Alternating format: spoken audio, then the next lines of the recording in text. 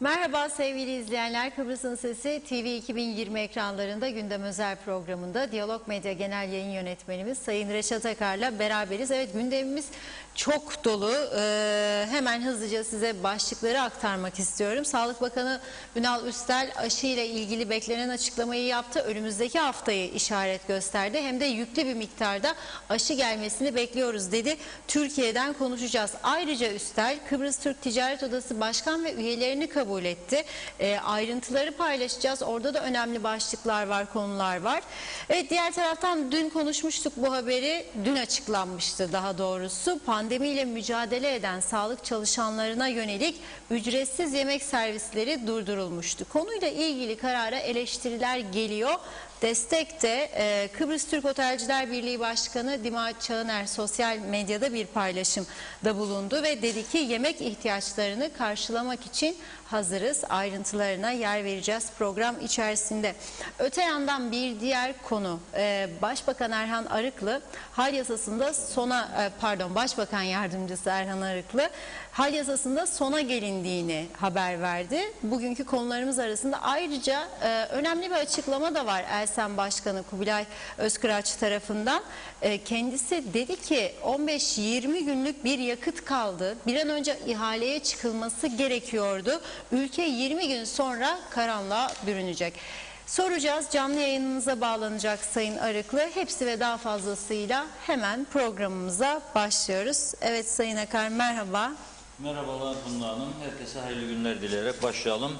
Öncelikle bereketli yağışlar hepimizi sevindirdi. Güzel bir yağışla başladık güne. İnşallah devam eder. Bir de üzücü haber var. Pandemi hastanesi yoğun bakımda tedavi gören 52 yaşındaki bir erkek şahıs bugün hayatını kaybetti. Fakat Sağlık Bakanlığı ölüm nedeninin COVID-19 olmadığını açıkladı. Bu süre zarfında akut seprovasküler geçirmiş, o komplikasyonlar nedeniyle. Bunun da Türkçe anlamı beyin kanaması geçirmiş diyor Sağlık Bakanlığı. Başka bir detay verilmedi. Allah'tan rahmet diliyoruz kendisine. Evet, bu arada tabii ki gündem sağlık. Korona virüs sürecinde kapalı olan ve iş yapamayanların 1500 Türk liraları halen ödenmediği birçok insana, bu konuda yanlış değerlendirmelerin olduğunu görüyoruz. Mesela bir oteller zincirinin bir otelinde temaslılar kalıyor. Orada 25 kişi çalışıyor. Ama otelin bordrosu altında 307 kişi var. Tümüne 1500'lerin verilmeyeceği yönünde mesaj uçuruluyor. İnsanlar moral bozukluğuna uğruyor. Zaten herkesin moralleri bozuk. Cepler boş. Borçlar giderek artıyor. Dolayısıyla bu konularda sağlıklı bir değerlendirme yapılması kaçınılmazdır. Vereceğim demişseniz öyleydi de böyleydi yok. Tümüne vereceksiniz bu parayı. Zaten bu insanlar büyük bir sıkıntı içerisinde bugünlere gelmiştir. Daha fazla insanları üzmeyelim, psikolojik olarak yıpratmayalım insanları. Şimdi tabii dün bir de açıklama yapılmıştı. Buradan sizlere okumuştuk. Hatta hiçbir yerde bulamadığınız detayları da aktarmıştık. Lefkoşa Devlet Hastanesi'nde pandemi sürecinin başlamasından bu yana doktor ve hemşirelere sabah, öğle ve akşam yemeği veriliyordu. Maliye Bakanlığı ben bu yükü kaldıramam. Çünkü toplamda ayda 690 bin Türk lirasına mal oluyordu bu. Ben bunu ödeyemem deyince hastane yönetimi de bunun durdurulduğunu açıklamıştı. Fakat şimdi size ekranlara bir fotoğraf getiriyoruz. Bir bakınız, bugün paylaşıldığı fotoğraf.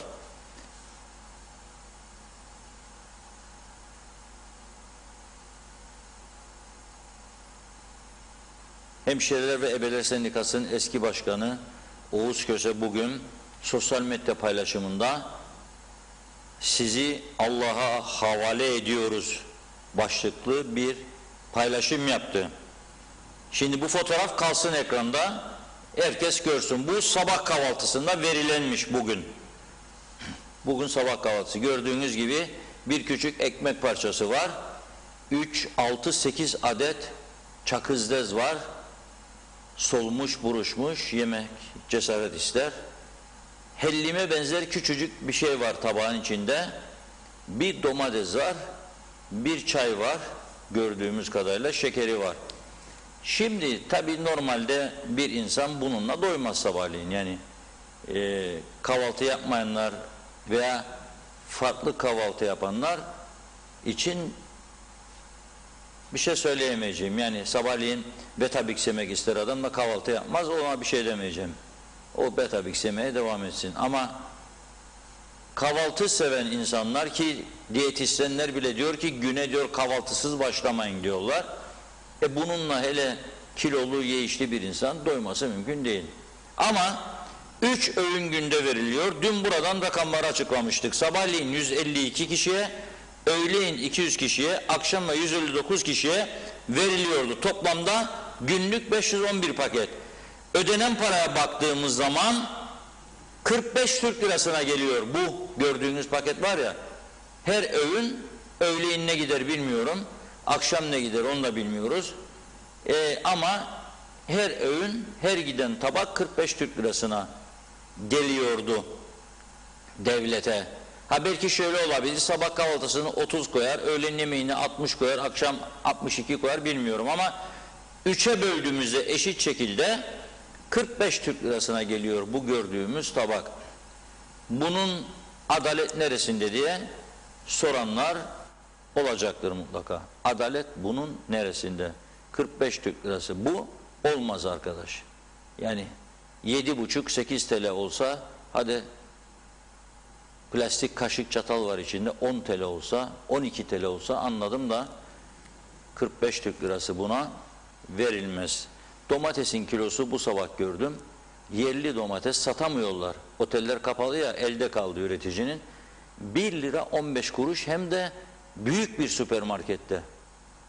Anlı şanlı bir süpermarkette özel üzerine fiyat koymuşlar. Demişler ki 1 lira 15 kuruş.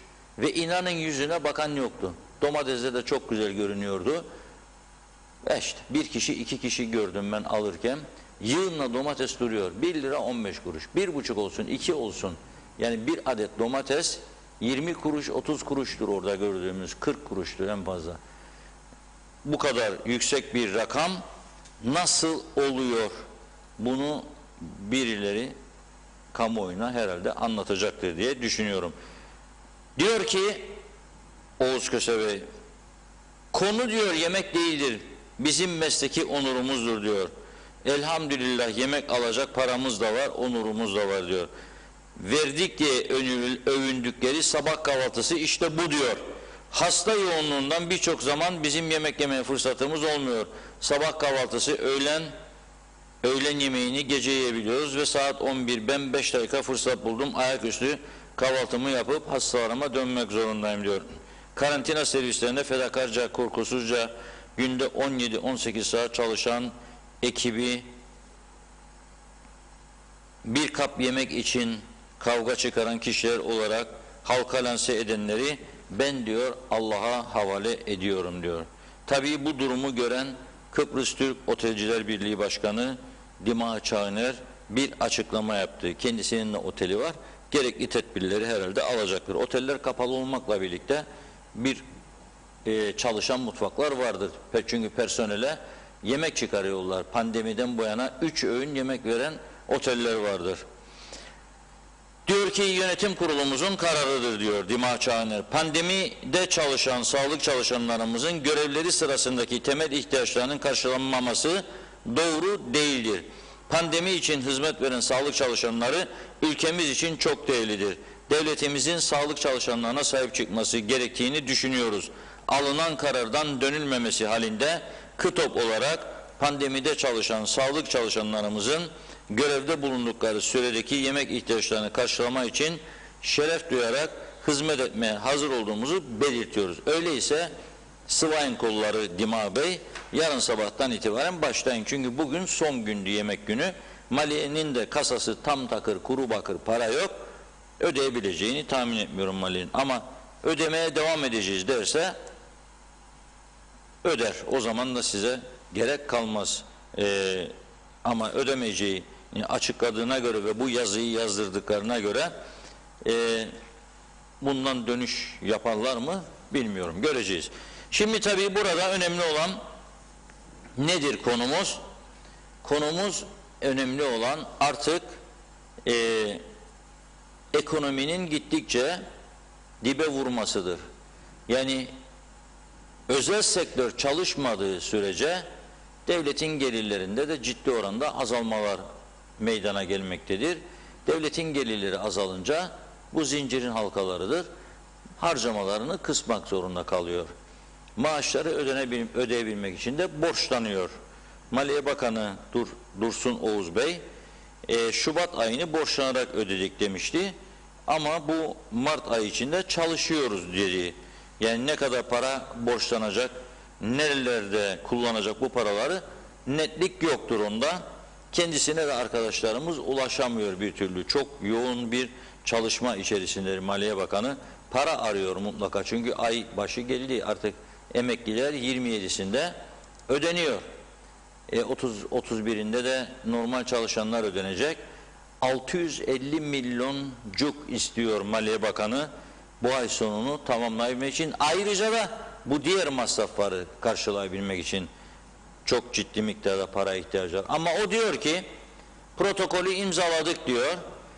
Türkiye'den diyor ay sonuna taze para gelmeye başlarsa hiçbir sıkıntı kalmaz diyor. Çünkü hem cari bütçeye katkı var. Daha önce söylemiştik 75-80 milyon civarında bir aylık katkı düşüyor cari bütçeye. Hem de diyor kredi verecekti bize diyor, borç verecek Türkiye protokole göre.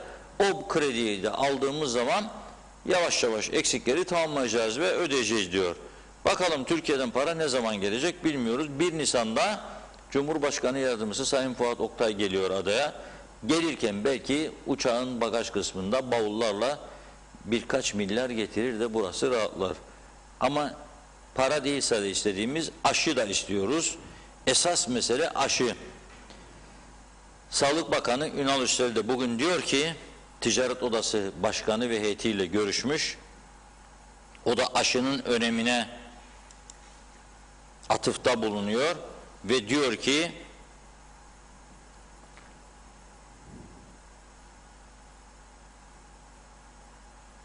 aşı bilgi sistemi hayata geçmiştir diyor. Anavatan Türkiye Cumhuriyeti tarafından temin edilecek aşılarla başta kronik hastalar olmak üzere aşı uygulaması devam edecek. Türkiye Cumhuriyeti Sağlık Bakanlığı ile istişare içindeyiz. Önümüzdeki hafta diyor iyi miktarda aşının gelmesini bekliyoruz diyor. İyi miktarda aşı dediğinde yani bayağı yüklü miktarda aşı gelecek demektir.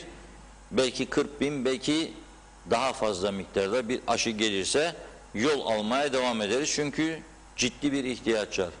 Şu ana kadar Türkiye'den gelen aşı miktarı 100 bin. Bu da 50 bin kişiye aşı yapılması demektir. 2 aşı yapılıyor her şahsa. İşte 2000 civarında kişiye de AB aşısı yapıldığını düşünsek veya 3000 kişi, bugüne kadar toplamda 53 bin kişi aşılanmış demektir. 250 bini bulduğumuz zaman 250 bin insanı aşıladığımız zaman daha bir rahat olacağımız kesindir. Onun için daha hızlı bir aşılanmaya ihtiyacımız var. Ticaret Odası'yla yaptığı görüşmede Sayın Üstel diyor ki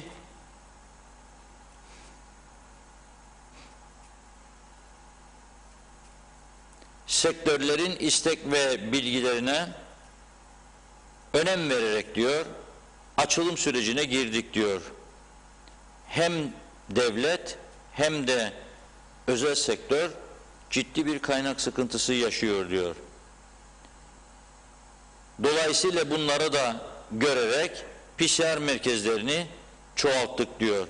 Açılım sürecinde sağlığımızı korumak, ekonomik canlanmanın da devamı için denetim büyük önem taşıyor.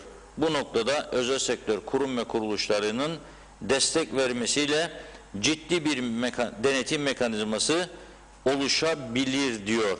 Yani demek ki bundan sonraki süreçte denetleme konusunda özel sektöründe yardımlarını istedi Sağlık Bakanı ve göreceğiz. Tabii dün burada konuşmuştuk.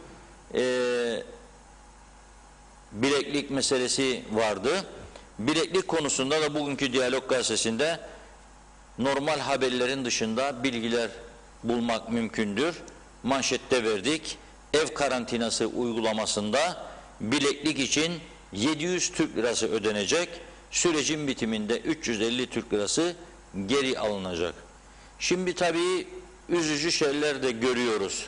Mesela Sağlık Üst Kurulu'na görevli bir hemşirenin ev karantinası konusunda müthiş bir korku vermesi. Korku veriyor. Diyor ki olmaz diyor. Biz çok uyardık. Yapmayın, yapmayın. Ya İngilizler deli, Almanlar deli, Amerikalılar deli ev karantinası veriyorlar. Onlar bilmiyor bu işi yani. Gibi bir durum çıkıyor ortaya. Biz biliyoruz. Eve giden adam temastaysa evden kaçacak gibi bir düşünce var. Halbuki diyor ki bu yeni sistem ihaleye çıktık diyorlar. Turkcell firması kazandı. Bilekliği takacak. Bir hafta süreyle adımını atması bile takip edilecek. Ve bunu da şöyle yapıyorlar. Devlet bu karantina otellerine masraftan kurtulsun diye çarkı ters çeviriyor şimdi KKTC devleti. Bir miktarda kar edeceği bir sistem uygulamaya başlıyor. Nedir bu? 700 lirayı siz geldiğiniz yurt dışından veya temaslısınız, size diyecek ki ev karantinası. 700 Türk lirası bilekliği ödeyeceksiniz, takacak size, evinize gideceksiniz. Süre bittiği zaman karantina süresi bilekliği teslim edeceksiniz, 350 lirası size geri ödenecek. 350 Türk lirasının tamamını da geri kalan paranın hepsini elbette Turkcell firmasına vermeyecekler. Bunun bir miktarı 130 Türk lirası kadar bir kısmını devlet vergi olarak alacak, gelir vergisi olarak alacak ve belki bu aradan geçen süre içerisindeki masrafları bir miktar hafifletir veya ödeyemediği karantina ücretlerini ödemeye başlar. Bu çok önemli bir gelişmedir. Her şeye olumsuz bakmamamız lazım.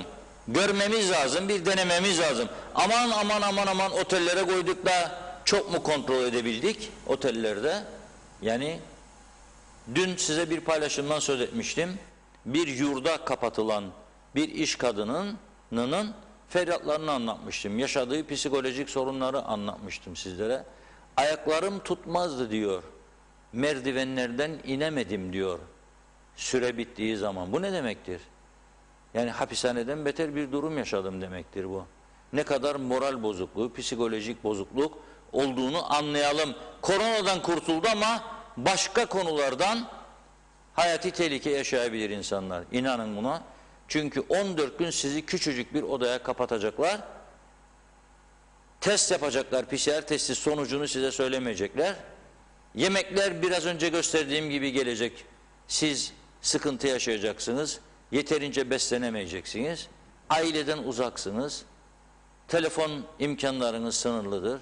İnternet vardır yoktur kesilmektedir.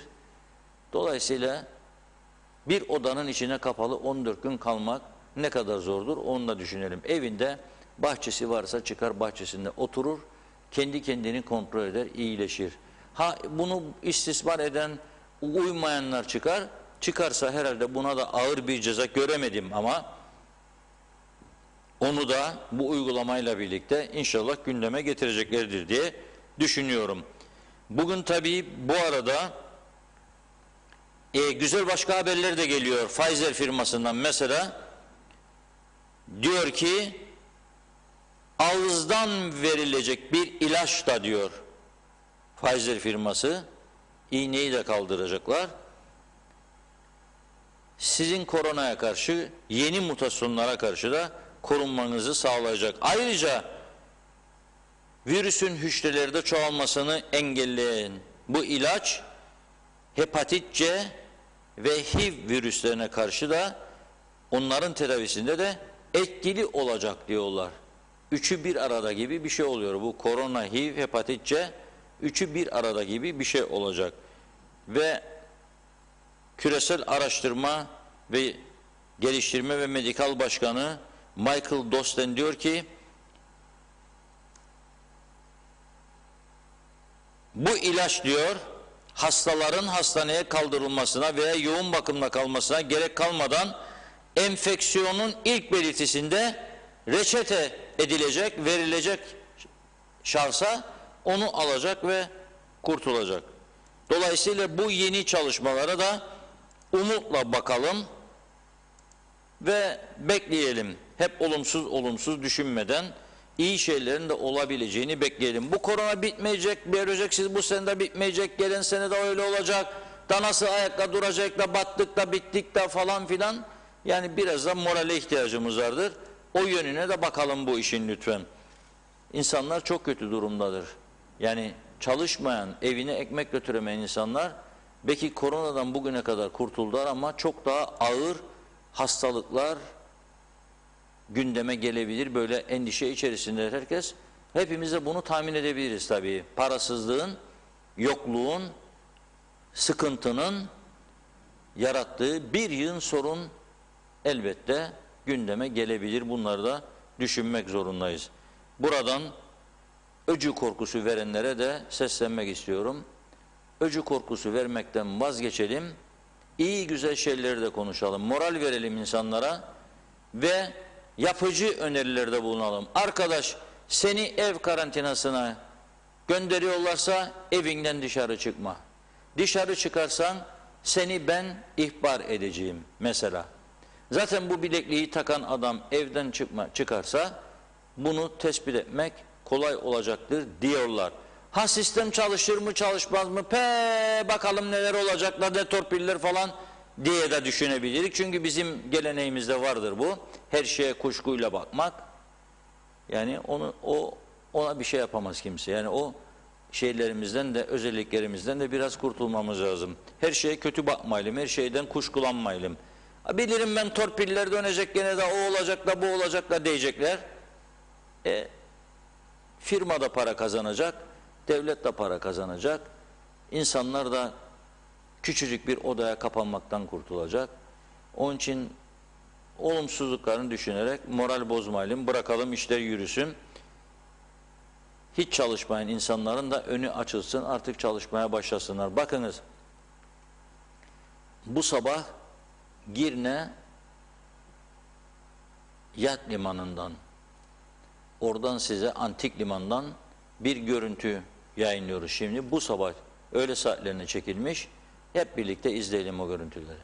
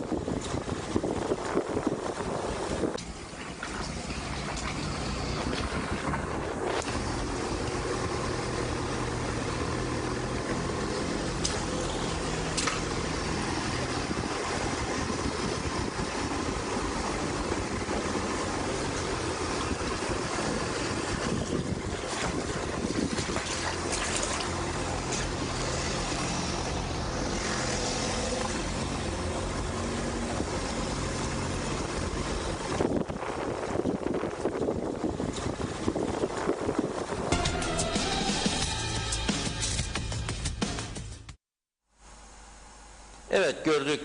Antik Liman, burası Girne'nin Antik Limanı. 20 Temmuz 1974 sonrasında oraların kontrol altına alınmasından sonraki durumuna andırıyor aynen. 74 Barış Harekatı sonrasında Türk askeri Girne'ye girdikten sonra, kontrolü sağladıktan sonra Antik Liman böyle ölü bir şehri andırıyordu işte. Kimseler yoktu. Tamamen sessiz, kendi haline bırakılmış savaş sonrasındaki görüntüdeydi. Bugün de aynı görüntüde. Eğer bu ülkede korona olmasaydı, turizm açılsaydı buralar cıvıl cıvıl olacaktı. O günleri elbette hepimiz özlüyoruz.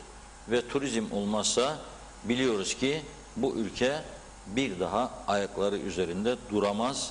Hiçbir sorununu çözemez. Az önce domatesten bahsettim. Normalde böylesi dönemde domates, Güney Kıbrıs'ta çalışan arkadaşlarımız vardır. Oradan bize yazabilirler, bizi izleyenler. Mesela kaç paradır bugün domates Güney Kıbrıs'ta? Onlar bize yazarsa durumu öğreneceğiz. Ama normal zamanda, böyle zamanlarda güneyde domates 3-3,5-4 euro civarındaydı. Bugünkü kurla çarparsak 36 TL eder, 4 euro, hatta 38 TL eder. Bizde 1 lira 30 kuruş ve bu süpermarkette satılan fiyattı. Yani 1 lira 30 kuruş, çünkü elinde kaldı, adamın satamıyor. Satacağı yer yok, oteller yok, onlara satıyordu. Tüketim azaldı. Öğrenciler gitti. 100.000 öğrenci çıktı bu ülkeden. 100.000 öğrencinin tüketimi yok. Dolayısıyla ne oluyor? Üretilen de elde kalıyor. Turizmin canlanmasından başka bir çare olmadığı aşikar. Evet Funda Hanım, buyurun, sizi bekliyor. Evet, mesajlarımız. İzleyicilerimizin mesajları. Bakıyorum patlama var bugün mesajlarda. Onun için Aynen, bugün de öyle. aksatmayalım. Evet, hemen başlıyorum. Erol Topçu'nun mesajıyla hayırlı yayınlar dilemiş Erdinç Akün'de. Ali Magaryos diyor ki, evet hayırlı yayınlar dilerim. Gazi olsa da 60 yeni Covid-19 vakası varmış. Bu işin gerçeği ne Reşat abim? Zannedersem ok yaydan çıktı. Bu işin sonu kötü. Herkes alem peşinde demiş. Mehmet Uluçaylı hayırlı yayınlar diliyor. Ali Yıldız, iyi yayınlar. Benim bu virüse direncimin güçlü olduğunu düşünüyorum. Aşı olmak istemiyorum. Mecburi mi? Aşılanmak bize illaki aşı olun denilecek mi diye sormuş. Alev Gökaydın iyi yayınlar diliyor orada. Ağzınıza dilinize sağlık demiş. Mehmet Kurtulmuş da en büyük TV 2020 diyor. Hürrem Dede de. Aydoğan Yılmaz da hayırlı yayınlar. Reşat Bey ağzınıza sağlık. Şerife Elias, insan utanır bunu verdik demeye. Ben olsam tenezzül edip almam demiş. Kamil Özelay Almanya'dan selamlarını yolluyor. Hürrem Dede yazık bu emek Allah aşkına, pardon, yazık bu yemek. Allah aşkına yazıklar olsun demiş. Cezaevinde sanki diyor. Gürkan Bengü Giritli de bu kahvaltı fiyasko demiş. Mehmet İnancı mutlu huzurlu yayınlar. Doğan Falyalı ne sağlıkta hayır kaldı ne yemekte. Yemek için para gerek, o da nerede diyor. Eren Çeto iyi yayınlar dilemiş. Ömer Bakro bu yemek 45 liraysa o zaman yemek ihalesinde yolsuzluk var diyor. Sipro Taksi, sağlık çalışanlarımız her zaman başımızın tacıdır. Her şeyde helaldir ama Reşat Bey, bir gerçek var ki emin olun bu memlekette bunu bulamayan insanlar da var. Çok kötü, ekonomi kalmadı. Bitti, yandı, kül oldu diyor. Serdar Cesurer hayırlı akşamlar, iyi yayınlar dilemiş. Nazime Nalbant'ta sizleri hiç kaçırmadan zevkle dinlerim. İnanın çok üzgünüm.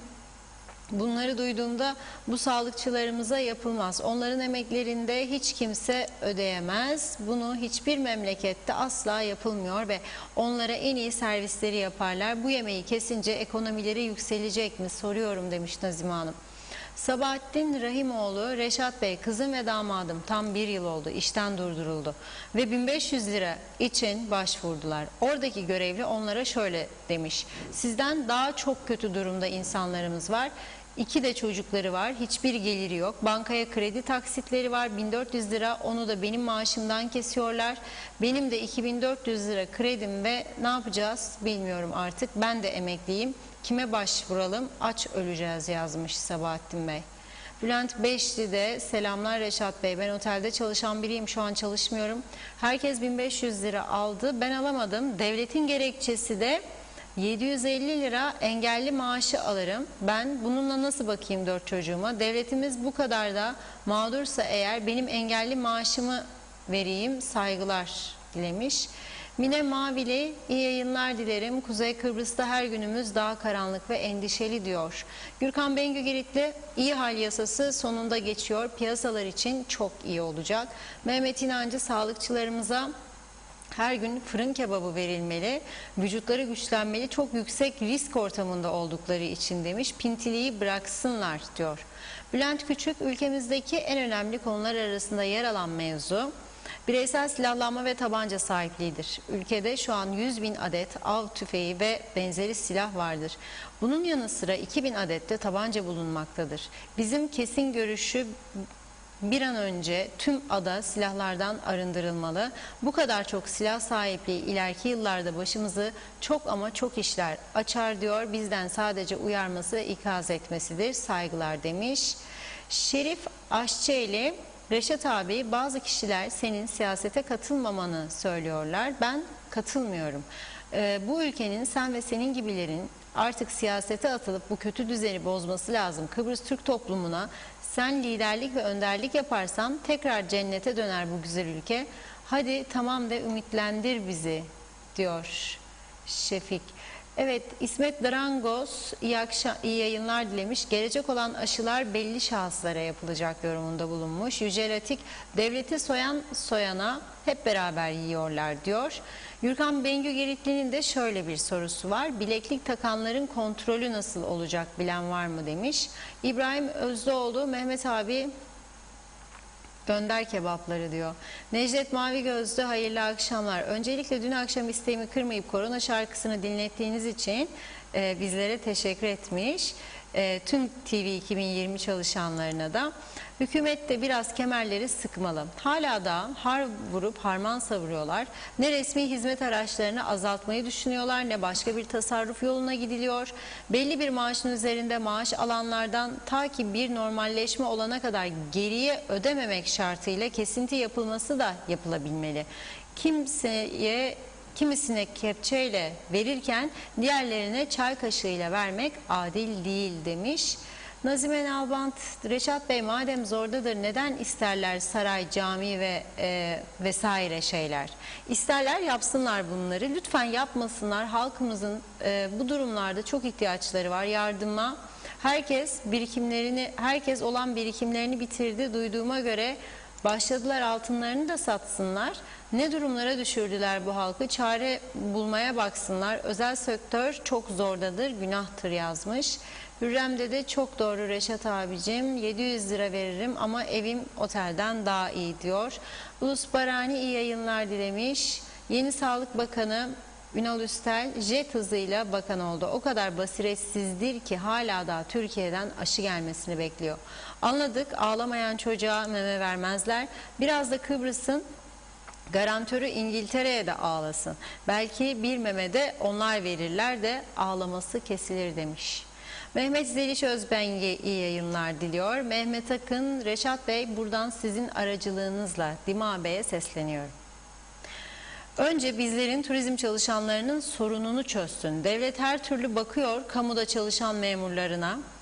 Ama imkan varsa tabii onlara da yardım etsin. Ama ben evli ve 2 çocuklu bir aile babası olarak 1 yılı aşkın pandemi süresince sadece bize kiradan kalan ailelere 2 defa erzak yardımı yaptılar. Daha önce biz Dima Bey'e patron derler. Diğer lojmanlarda kalan arkadaşlarımıza her gün yemek gidiyor. Gitsin, afiyet olsun. Helali hoş olsun ama bizlerin çoluğu çocuğu var. Mutfak ihtiyacımız, elektrik ve su parası başlıca giderlerimiz. Onların en azından bu ödemeleri yok her ay diyor. Dima Bey kirada kalan ailelere yardım etmeli. Unutmayalım, aile her şeydir. Kuru kuruya mitinglerle, boş laflarla kimsenin karnı doymuyor demiş. İyi yayınlar diliyor Mehmet Bey. Çağan Çerkes iyi yayınlar. Bu bileklik konusunda Reşat Bey'e sorun demiş. 700 lira yoksa temasta olan kişide nasıl takacaklar bu bileklikleri veya kim ödeyecek bu parayı diye soruyor. Yani para yoksa nasıl uygulanacak bu bileklik sistemi demiş. Ayşe Mustafa, bu yaşıma gelene kadar grip aşısı dahi olmadım. Aşı olmak istemem. Kimse bana aşı yaptıramaz. Çok gereksiz buluyorum diyor. Gürkan Bengü Giritli, olumlu düşünelim. Olumlu şeyler olsun. Nilgün Şah iyi akşamlar dilemiş. Gürkan Bey diyor ki geçen hafta gördüm Girne Antik Liman pislikten geçilmez. Biz nasıl turizmi yapacağız yazmış. Ebru Yalçın Karakaşlı da yazık diyor. Ali Dayı iyi yayınlar dilemiş. Elsen der ki yakıt bitti. 15 Nisan'dan sonra elektrik yok diyor. Kuzey Kıbrıs bu duruma hazır olsun diyorlar. Birazdan soracağız soruyu. Yusuf Umut Yeter Miroğlu, Sayın Reşat Bey aşıyı savunuyorsunuz. Sanki insanlığın sonu gelmiş de aşı tacirleri kurtaracak. Aşıyla dünya nüfusunu azaltacak diyenlere aşıyla kurtulursunuz deyip dünyaya pazarlayan aynı kişiler hal böyleyken ben hangi mantıkla güveneyim diye sormuş Yusuf Bey. Gürkan Bengü, Girne Antik Limanı 40 yıldır taş üstüne taş konulmadı, ayıplar olsun diyor. Nazime Nalbant da bilekliği eğer takarlarsa dışarı çıkarsa o teknik hemen çalmaya başlar, cezası da var. Onun için evde kalsınlar, virüsü de başkalarına vermesinler, önlemlere dikkatli olalım demiş. Aysin Öztürk iyi yayınlar diliyor. Mehmet Hüdaverdoğlu iyi yayınlar. Güneyde domates 1,5 euroymuş Reşat Bey. Bilgisi geldi. 9,5 TL bugün 9,4 euro. Evet. 1,5 13,5 14 TL'ye yakın kilosu. 1 lira 30 kuruş 1,5 TL de bizde. Ama her markette bu olmayabilir. Ben Girne'de gördüm iri domatesler gayet güzel kaliteli, deliği yok bir şeyi yok, temiz görünümlü 1 lira 30 kuruş ve bayağı yüklüydü sehpalar. Ha ne oldu? Para var tabi adam, yani şimdi şunu da konuşalım. Evet diyor bir izleyicimiz 700 Türk lirası yoksa bilekliğe versin ne yapacak? Tabi 700'ün 350'sini karantina süresi bitince geri alacak ama yoksa ne yapılabilir? Bunun için de ilgililer çalışması lazım. Bana göre bir fon oluşturabilirler. Yani adamın gelir durumu vergi kayıtlarından veya sigorta yatırımlarından bellidir. Kaç para kazanıyor ona göre sigorta atıyor. Geliri varsa bellidir zaten orada. O adama yok sen kardeşim 700'ü vereceksin 350'sini geri alacaksın denebilir. Ama hakikaten geliri yoksa bir yıldır çalışmıyorsa onun içinde bir fon oluşturup o fondan yardımcı olabilirler.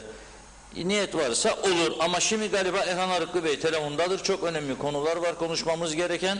Sonra bu konuya tekrar dönelim. Ben de konuşmak istiyorum bu konuyu. Evet. Sayın Arıklı merhabalar. Merhaba, iyi yayınlar diliyorum. Teşekkürler. Erhan Bey merhabalar. Merhaba Reşat Bey, sizleri dinlemek güzel. Çok sağ olun. Şimdi önce elektrikten başlayalım. Sendika başkanı bugün demiş ki 15 Nisan'dan sonra elektrik yok çünkü yakıt yok.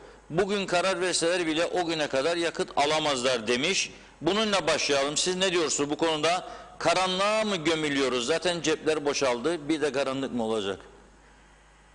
Yani sendika başkanı her zamanki gibi felaket tellallığı yapıyor. Sendika başkanı birilerinin sözcülüğünü yapıyor. Nisan sonuna kadar herhangi bir sıkıntı yok akaryakıtta. İhale süreci devam ediyor. 31 Nisan itibariyle ihale neticelenecek. Ve 15 gün içerisinde de yakıt gelir. Herhangi bir sıkıntı yok. Ama işte sendika bilinçli olarak böyle bir yaygara koparmayı kendi üstüne vazife biliyor. Artık alıştık, ciddiye de almıyoruz. Evet. Siz bu akaryakıt ihalesini durdurduğunuz için mi olmuştu bunlar? Yani akaryakıt ihalesini durdurduk ve uluslararası ihaleye çıktık.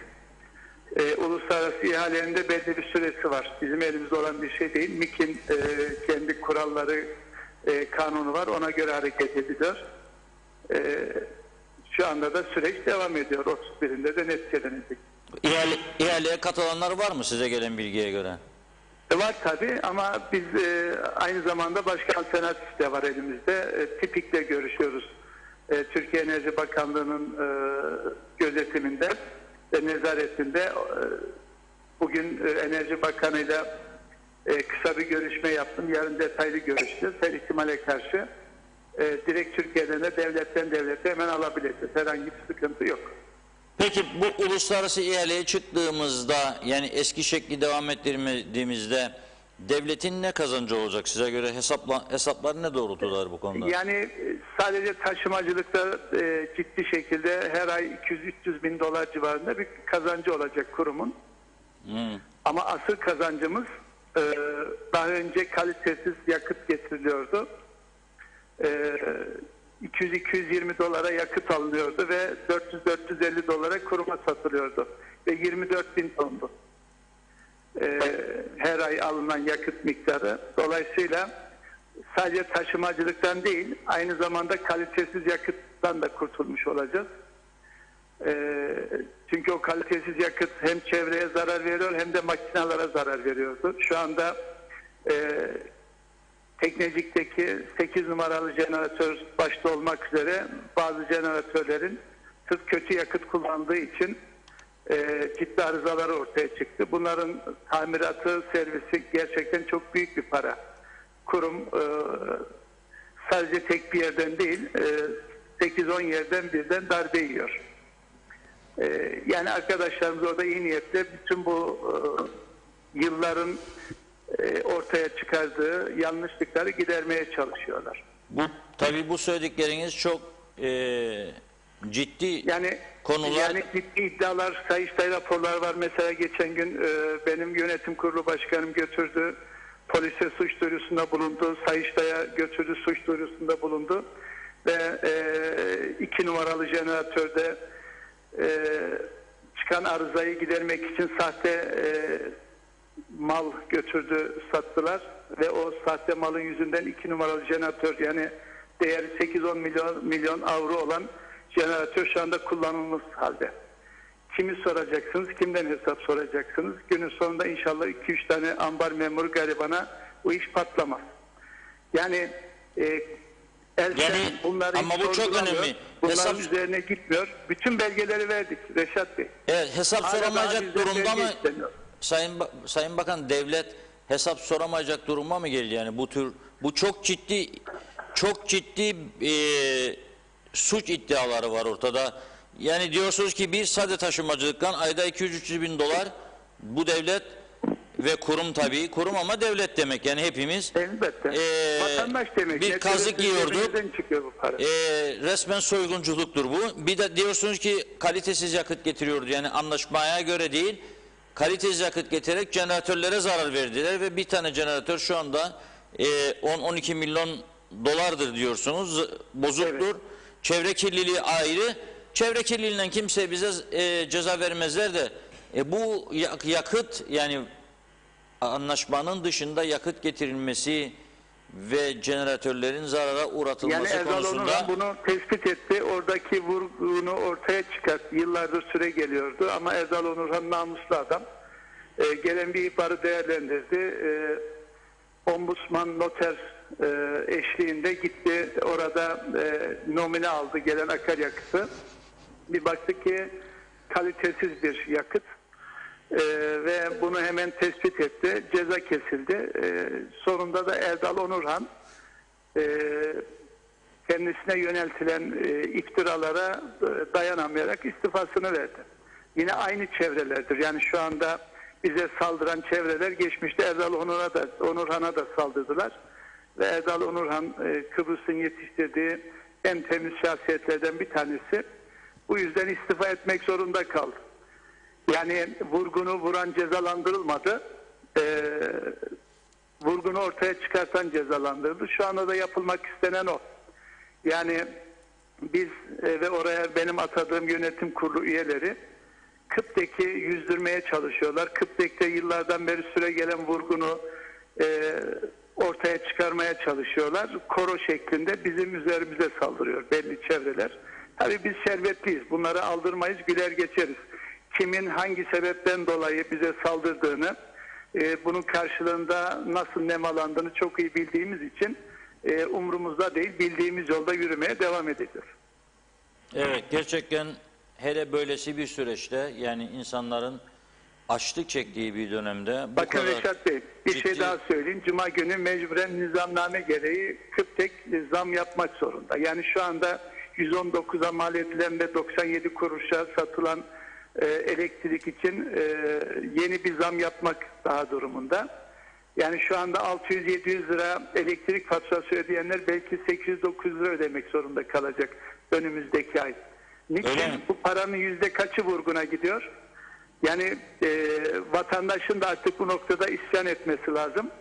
Bu maliyetin niçin bu kadar yüksek olduğunu, 65-70 kuruşluk sabit maliyetin nerelere gittiğini sorgulamak durumundalar. Şimdi 119 kuruşa mal edilen elektrik, yani bu kilowatt saati mi bu? Evet, 1 kilovatı 119 kuruşa mal oluyor. Kaça satıyor? O da yeterli değil. 97 kuruşa. 97. Yani aşağı yukarı 20 kuruş zarar ediyor. 20 kuruş zarar ediyordu. Şimdi dolar arttı ve akaryakıt fiyatları da hızlı artıyor. Mecburen yeni bir nizamname, çünkü böyle emrediyor. Nizamnamede kurumu hiç kimse zarara uğratamaz. Ne bakan uğratabilir ne yönetim kurulu. Cuma günü yönetim kurulu bu konuyu tekrar ele alacak ve ben de Bakanlar Kurulu'na götüreceğim. Bakanlar Kurulu bir formül üretirse ne ala, üretemezse mecburen zamlı tarif eden elektrik kullanacak. Şimdi siz benim kulağıma söylüyorsunuz. Kimse duymuyor. Kaç para olacak elektriğin? Bilemiyorum. Nizamname gereği hesaplamayı oradaki teknik arkadaşlar yapıyor. Yani yaklaşık %10-15 bir zam gelir mi? 15 civarında bir zam gelebileceğini tahmin ediyoruz. Evet, %15 zam gelirse ayda 1000 lira ödeyen 1150 ödeyecek demektir. Yani 500 düşün öde- ki 1500 lirayı almakta zorlanan ya da 1500 lirayı zar zor alan insanlar bunun 1100 lirasını, 700 lirasını, 800 lirasını Kıptek'e ödemek zorunda kalacaklar ve o ödedikleri paranın aşağı yukarı %30'u, yani 150-200 lirası birilerinin cebine giren para. Evet. Üzücü bir durum. Peki nasıl düzelteceğiz bu işleri? Yani kısa, orta ve uzun vadeli çözümlerimiz var ama bunu yaparken kamuoyunun yanımızda olması lazım. Bizi Elsen'in şeyine bırakırlarsa, diktatörlüğüne bırakırlarsa oldukça zorlanırız. Ama kamuoyu bizim yanımızda olur da yeter artık derse ve Elsen'in voyvodalığına en azından isyan ederlerse çözüm yolları gayet basit. Evet. Tasarruf tedbirleriyle biz bu işin altından çok rahat kalkarız. Geçmişte alınan şaibeli jeneratör alımları vardı geçmişe dönük. O dosyalar gitmişti bir zaman savcılığa. Sonra da mesele yok tırnak içinde. Diğeri kapatıldı. Diğeri kapatıldı. Bunları tekrar gündeme getirmesi mümkün değil mi? Açılamaz mı bu dosyalar? Yani şu anda ellerindeki hazır dosyaları bir inceleseler, yani 3-5 tane dosyadan dolayı birileri ceza alsa en azından bundan sonra bu tip şeyleri yapmaya kimse tevessül edemez. Ama yani bakıyorsunuz basın yayında konunun üzerine gidilmiyor. Siyasi partiler sus pus. Polis yavaş çalışıyor, mahkemeler yavaş çalışıyor, savcılık yavaş çalışıyor. Yapacak bir şey yok. Biz ne hakimiz, ne savcıyız, ne polisiz. Netice itibariyle elimizdeki bulguları polise veriyoruz. Gerisi onların işi. Polis diyor ki bizde suç duyurusu diye bir olay yok diyorlar. Hayret bir şey. Gerçekten şaşırıyor. Evet. Yani basın siyasetle mi acaba halkalara dahil edildi? Yani üzgünüm. Gerçekten üzgünüm. Bir gazetecinin önde gelen, toplumun önde gelen gazetecilerin bir tanesinin bu şirketle ortak şirket kurduğunu tespit ettik. Sadece bunu söyleyeyim. Evet. İlginç. Çok çok ilginç. Neyse biz görevimizi yapmaya devam edeceğiz tabii. Yani Allah sizden razı olsun. Korkmadan en azından sizin vasıtanızda bir takım şeyleri duyurabiliyoruz. Evet. Şimdi geçelim ikinci konumuza. Elektrik kurumu daha çok zamanını alacak bu halkın, bu toplumun. Güney Kıbrıs biliyorsunuz %30'unu doğal gazla üretmeye başlıyor. 2021'in sonunda başlayacaklar ve fiyatlar da düşecek. Çevre temizlenmeye başlayacak. Biz daha Kıptek'in vurgunlarını konuşmaya devam edeceğiz. Bugün bir açıklama yaptınız. Dediniz ki güvercinlik bölgesine ilk etap, 3. etapta 1.200.000 metrekare alana sahip sanayi bölgesi kuracaksınız ve Bakanlar Kurulu'na önerge sunuldu diyorsunuz. Neden güvercini seçtiniz? Güvercinler orada çok mu? En uygun arazi orada bulduk. 1.200.000 metrekarelik bir alan. 280 civarında sanayi arsası dağıtacağız. 2500, 5000 ve 10.000 metrekarelik. Tamamen ihracata yönelik bir organize sanayi sitesi kurmak istiyoruz. Rastgele kirli sanayi olmasına izin vermeyeceğiz. Aynı anda da organize sanayi bölgeler yasasında geçirmeye çalışıyoruz. Onun üzerinde şu anda son noktaya geldi. Türkiye Cumhuriyeti de bu konuyu oldukça önemsiyor. Sanayi Bakan Yardımcısı geldi. Güvercinlikteki araziyi birlikte inceledik. proje hazırlanıyor. Onların bir takım bize teklifleri, tavsiyeleri oldu. Çünkü Türkiye oldukça tecrübeli bu konuda. Evet. Yasa üzerinde de bir takım yine tavsiyeleri oldu. Biz karşı tekliflerimizi ilettik. Çok güzel bir şey ortaya çıktı. Kaynağımız da hazır. Anavatan Türkiye sadece bu konu için organize sanayi bölgeleri için 105 milyon liralık bir kaynak ayırdı. Her şeyimiz hazır. Yasa geçtiği andan itibaren düğmeye basacağız ve orada üretime geçeceğiz inşallah. O üretim sadece Kıbrıs için değil, ihracata dayalı. Hem Türkiye pazarına hem de Yeşil Hat tüzüğü vasıtasıyla Güney Kıbrıs ve Güney Kıbrıs üzerinden Avrupa'ya satabileceğimiz üretim yapılacak. Bunun için öncelikli malları tespit ediyoruz. Alım garantili mallar neler olabilir? Onların üzerinde yoğunlaşıyoruz. Tarım endüstrisini nasıl geliştirebiliriz onları konuşuyoruz. Yani yapacak çok işimiz var. Peki ama bu güvercinlik bölgesi tam da böyle sınır bölgesi, yani Rumlara iade edilecek bölgeler arasında yer alıyordu. Oraya bu sanayi tesisini kurmak Kıbrıs sorun çözümü konusuna kesin umutsuz olduğumuz için mi? Çünkü bayağı Esat Bey, masraf yapılacak. Bizim bu saatten sonra Rumlara bir karış toprak vermemiz söz konusu değil. Rumlara iade, takas ve tazminat yoluyla gerekli mülkiyet meselesini Demoplos kararı doğrultusunda çözeceğiz ve ödenmesi gereken tazminat varsa da ödenir. Ama bizim özellikle mamur bölgelerden, imarlı bölgelerden, yerleşim bölgelerinden Rumlara herhangi bir arazi vermemiz söz konusu değil. Bakın önümüzdeki süre içerisinde güvercinliği bitirdikten sonra sizin de içinde bulunduğunuz Lefkoşa Organize Sanayi Bölgesi'nin büyük bir kısmını Haspolat'ın o yine sınıra yakın olan bölgesine taşıma gibi bir düşüncemiz var. Şu anda fikir aşamasında. Sizin bulunduğunuz bölgeyi de genellikle devlet binalarının olduğu yer şeklinde düşünebiliriz veya daha hafif sanayi şeklinde oralar tekrar değerlendirilebilir. Bunları konuşacağız ama yani bizim artık böyle atıl veya Rum'a bırakacak bakir şekilde kalsın Rum'a verelim günün sonunda diyecek herhangi bir arazimiz yok. Her karışı değerlendireceğiz. Evet, bu çok iddialı bir söz oldu. Tam da Beşli Konferansı'nın öncesinde. Çok teşekkür ederiz size. Kolaylıklar diliyoruz. Ben teşekkür ederim. Yani Beşli Konferans'tan herhangi bir şey çıkacağını zannetmiyorum. Orada taraflar pozisyonlarını Birleşmiş Milletler'in önünde bir kez daha ortaya koyacaklar. Türk tarafı diyecek ki biz artık federasyon görüşmeyeceğiz. İki devletli bir çözüm istiyoruz, bunu görüşelim. Rum tarafı diyecek ki bırakın Grand Montana'da kaldığımız yerden devam edelim diyecek. Masa çay kahve içildikten sonra bir müddet sonra dağılacak ve herkes geldi kaldığı yerden devam edecek. Evet, son bir soru sorayım size. Çünkü bugün bir açıklamanız daha var önümde. Erken genel seçimlerle ilgili biz taraftarız diyorsunuz. Protokolde de vardır. Olacak mı bu sene seçim size göre, yoksa yani büyük ortak Ekim ayında seçimlerin olması konusunda zaten protokol de var ve bunu kamuoyuna da ilan ettik. Ekim'de olmayacaksa ve daha da ötelenecekse bunun bir gerekçesinin olması lazım. Yani bir yol haritasının belirlenmesi lazım. En geç işte önümüzdeki 2022'nin Nisan-Mayıs ayında seçim yapacağız. 5 ay daha öteleme bize ne kazandırır ne kaybettirir. Yani bu hükümet şayet iş yapacak ve belli bir noktaya getirdi de meyvelerini Nisan-Mayıs ayında alacaksa tamam konuşuruz. Ve 11 Nisan'da benim oluşacak yeni parti meclisim bunu değerlendirir.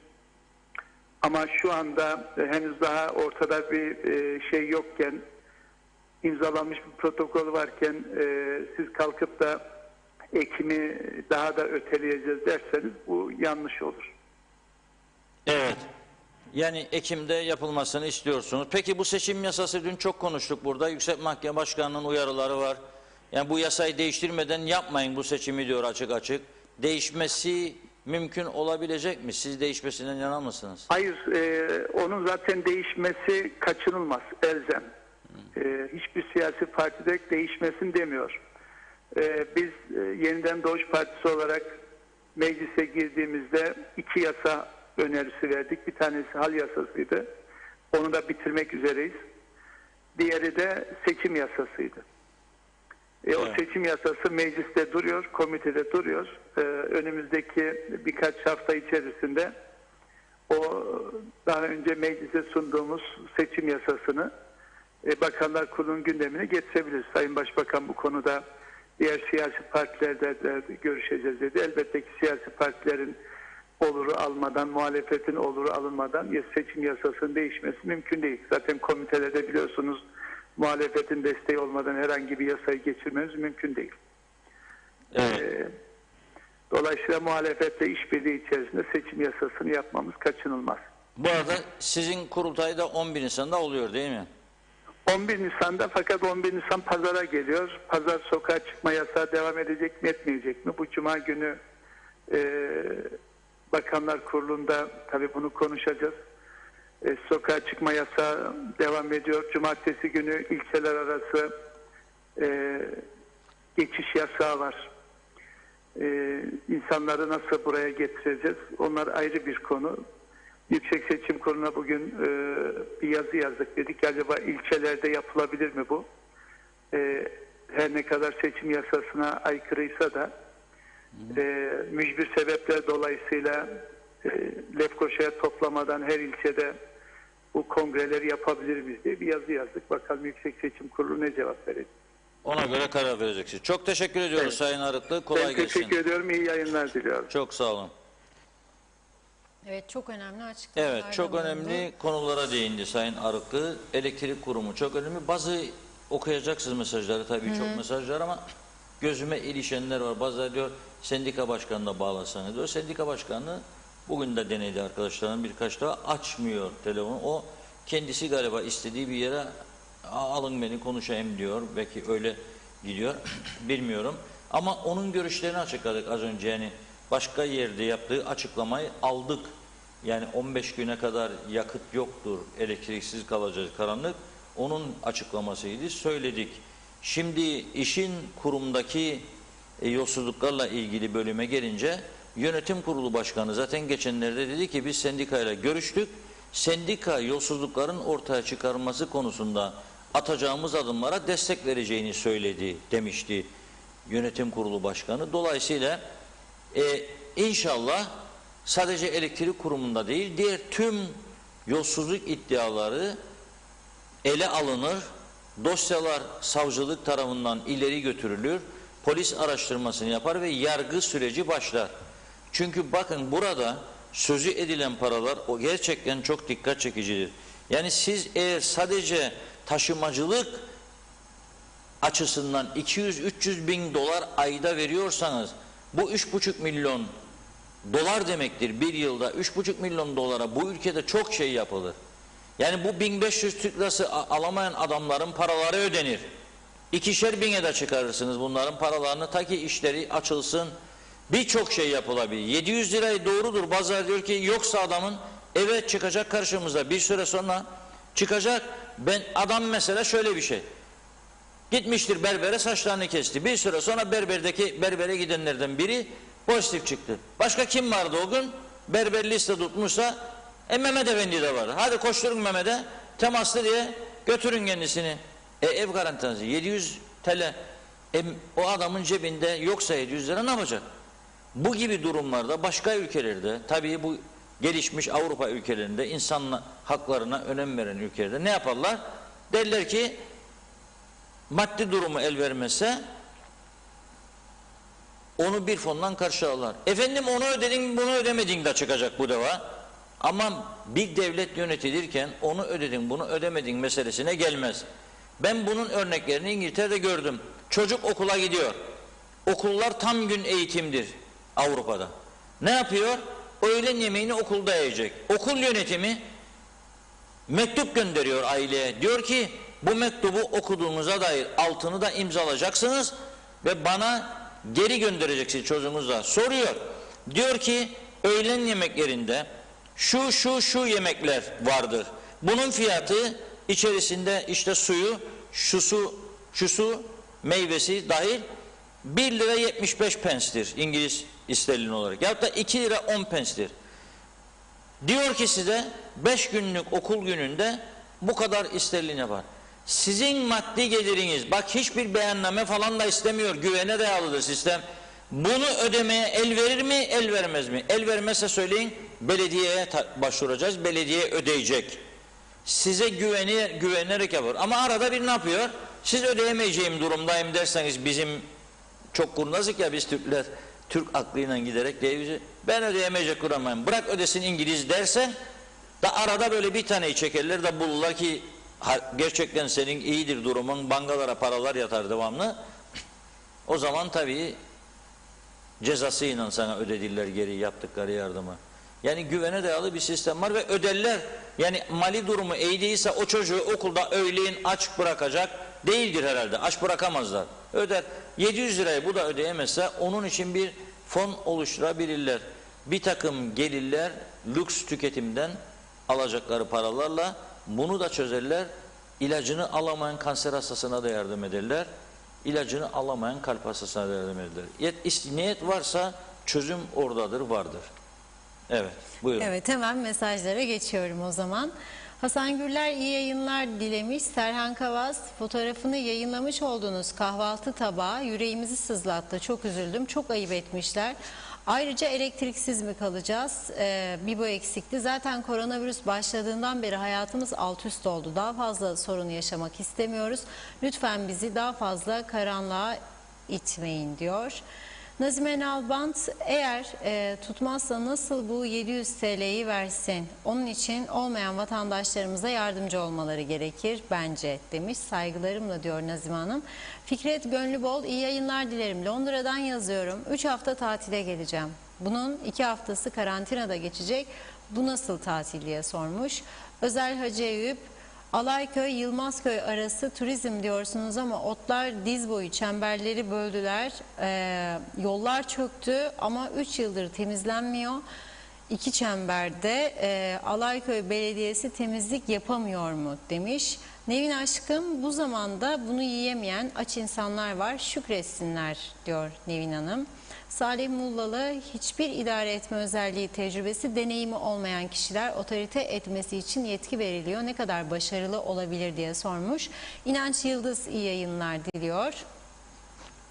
Mehmet İnancı Kıptek'te her kim bu kuruma zarar ziyan vermişse adalet önünde yargılanıp cezaya çarptırılmalılar. Bunun başka çıkar yolu yok demiş. Turan Tarzan da hayırlı yayınlar diliyor.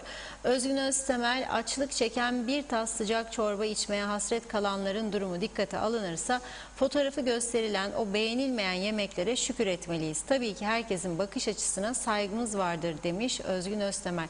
Tabii ama burada unutmayın ki o tabak için devletimiz 45 lira ödeme yapıyor. Özer Hacı Eyüp, Kuzey Kıbrıs'ın en büyük partisinin genel sekreterini seçemiyor. Genel başkanını seçemiyor. Milletvekilleri haydi eller havaya diyor ama birinci sıradaki sandıkta kalabilir demiş. Ömer Bozkara vezirler Aksa hakkında ne düşünür Sayın Bakan diye sormuş. Salih Mullalı artık böyle tutan tutanı kazıklama dönemi, nasıl olsa ceza veren yok demiş.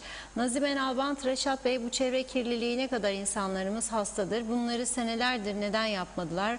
Bu zehir yayıldıkça zararları hem halkımız çekiyor, üzgünüm demiş. Ulus Barani ise Arık'la her zaman elektrik kurumundaki vurgundan bahsediyor. Bu vurgunu yapanların kim olduğunu söylemiyor. Söylesin demiş, halk kim olduklarını bilsin diyor. Cemal Sinekçi de elektrik vurgununa kim dur diyecek, görevinizi yapın beyler diyor. Edip Arslan 1500 lira vermiyorsunuz zaten bir de elektriğe zam yaparsınız demiş. Mustafa Özcan iyi yayınlar. Yönetmeye çalışanlar parantez içinde ünlem koymuş. Ne güzel çözüm üretiyorlar. Vatandaş ne yapacak? Faturanızı ödemeyin mi demek istedi. Çok da anlamadım demiş. Ömer Bozkara vezirler suç duyurusu yok diyor. Mehmet İnancı halkımız artık uykudan uyanmalıdır yoksa çok kötü günler kapıda. Sokağa dökülsün bu halk hakkını arasın başkanlık sistemini gündeme getirsinler demiş. Nazime Nalbant, Reşat Bey bu memlekette zamdan başka ne vardır diye soruyor. Hani her şeyi düşüneceklerdi hep sözde kalıyor ne de olsa olan vatandaşı oluyor. Yazık demiş. Alev Arsal Dural.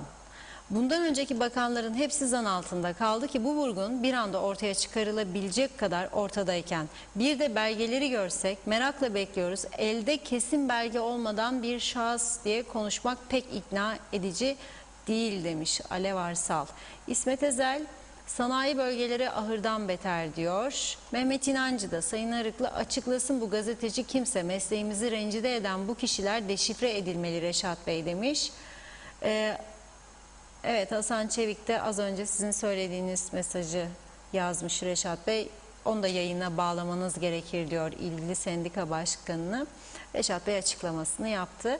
İsmet Ezer arsa alanlar köşe oldu. Sözen ne diyeceğimi bilemiyorum. Şahsen sosyal yardım alıyorum. 1800 lira.